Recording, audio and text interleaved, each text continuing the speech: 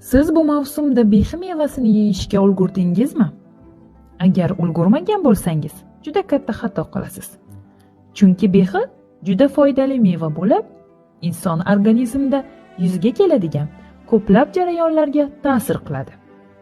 U vazn yo'qotishga yordam beradi. Oshqozon yarasini davolaydi, tomoq og'rig'i, bronxit va shu kabi yallig'lanishlarga qarshi tabiiy vosita hisoblanadi.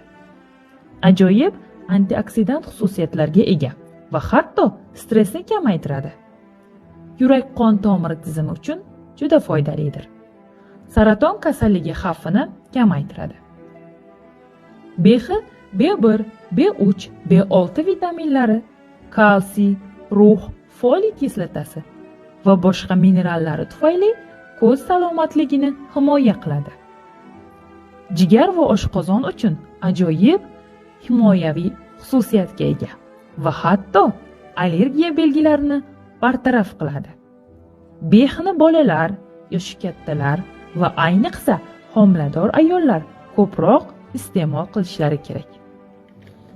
Behi mevasini ota-bobolarimiz azal-azaldan sevib iste'mol qilishgan.